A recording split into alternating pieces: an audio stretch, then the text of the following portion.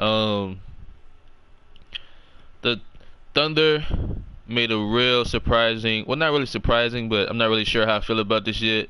They made a pickup in acquiring Markieff Morris from free agency, and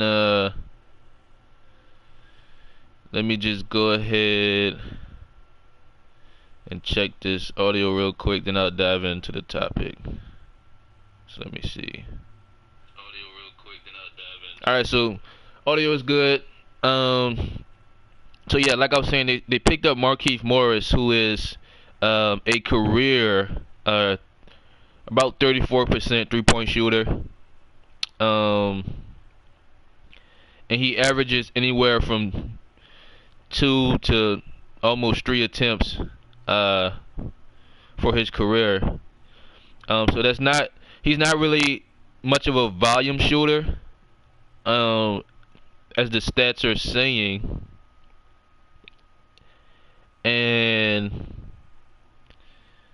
he averaged about 11.8 points for his career. Now I know he's just a kind of a role player. Comes in, try to get you buckets. Um, can kind of create his own shot. He's not one of the elite or even good, shot creators, but he is okay, I guess. But the Thunder already have a similar guy in Patrick Patterson, who, for his career, is a better 3-point shooter. Patrick Patterson is shooting around 37% for his career. Free throw percentage wise, Patrick Patterson this season is shooting 63% from the free throw line, and Markieff Morris from the free throw line, he's shooting 77% for his career, and he's shooting 78% this year.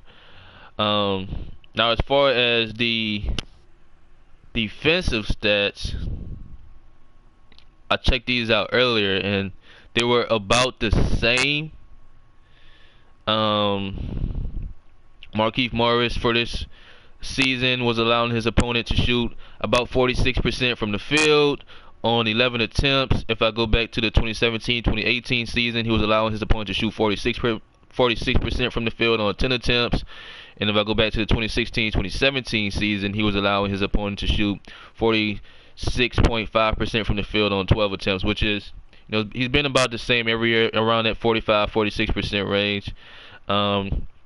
If I go to Patrick Patterson, this year he's allowing his opponent to shoot 46.9% from the field on about 6 attempts. In the 2016-2017 season, he's allowing his opponent to shoot 37.8% from the field on 8 attempts. So that's a lot better in 2016-2017. In the 2015-2016 season, he was allowing his opponent to shoot 42.1% from the field, and that's on about 9 attempts. So it's looking like, just in the few seasons back that I went, Patrick Patterson was the better defender. Just based off the stats, I think Markieff Morris might be, against the elite teams in the playoffs, he might be a little better in one-on-one situations, because I believe he has a little bit. I think he has a better foot speed, lateral quickness. But just based off the stats, it was showing that Patrick Patterson was the better defender.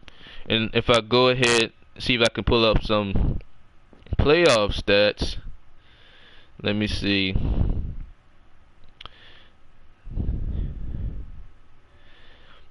So 2017-2018 season for Patrick Patterson, he was allowing his opponent to shoot 60% from the field on about 4 attempts, and that's in the playoffs. 2016-2017 season, he was allowing his opponent to shoot about 47.4% from the field on about 6 attempts. So if I go ahead and switch over to Markieff Morris, playoffs, let me see. 2016-2017 playoffs, he was allowing his opponent to shoot 48.6% from the field on about 14 attempts. And if I go back to the, let me see, I'll even go back a bit further to the, wow, let me see. Well, if I go back to go up to the 2017-2018 season in the playoffs on about 9 attempts, Markieff Morris was allowing his opponent to shoot 40% from the field. So they've definitely both shown the capability to do play defense. Even though Patrick Patterson over the course of the career seems to be the better shooter based upon the stats. Um, I mean, I guess if you want to say the Thunder got a little bit deeper, you can say that, I guess. But you kind of just picked up basically another Patrick Patterson. But definitely interested in seeing how this is going to turn out for this team. Could it be a solid move? Because sometimes players play a lot better when they get to a team that was or is possibly a contender. I don't think that Wizards were ever a serious contender for the championship, but OKC maybe could be that with Westbrook and Paul George, Steven Adams, and them playing some pretty good defense.